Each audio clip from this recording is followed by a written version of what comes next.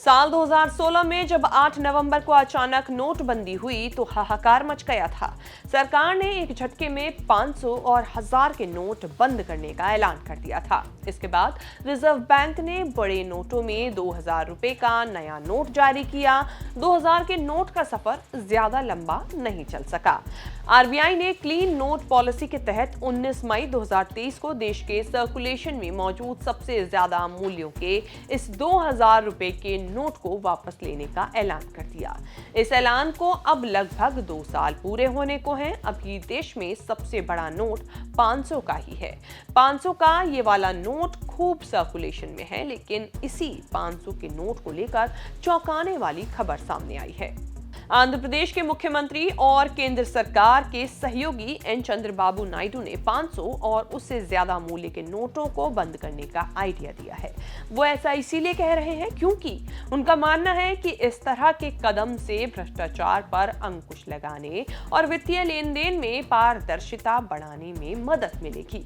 चंद्रबाबू नायडू का दावा है कि उन्होंने इस बारे में केंद्र सरकार को सुझाव दिया है। कडप्पा जिले में तेलुगु देशम पार्टी सालाना महाधिवेशन महानारू सभा पार्टी कार्यकर्ताओं को संबोधित करते हुए सीबी नायडू ने 500 और 1000 के साथ 2000 रुपए जैसे बड़े नोटों को चलन से बाहर करने की वकालत की और डिजिटल भुगतान को और ज्यादा बढ़ावा देने का आह्वान किया है। चंद्रबाबू नायडू ने कहा, जब मैंने प्रधानमंत्री नरेंद्र मोदी को डिजिटल करेंसी की रिपोर्ट दी थी तो मैंने उनसे सिर्फ एक ही बात कही थी, जरूरत है कि 500, 1000 और 2000 रुपए के नोट छापने बंद कर दिए जाएं। डिजिटल करेंसी को सक्षम और बढ़ावा दे। फिर अगर कोई भ्रष्टाचार होता है तो हम उसका आसानी से पता लगा सकते हैं। मैं उन्हें यही सुझाव देता हूँ।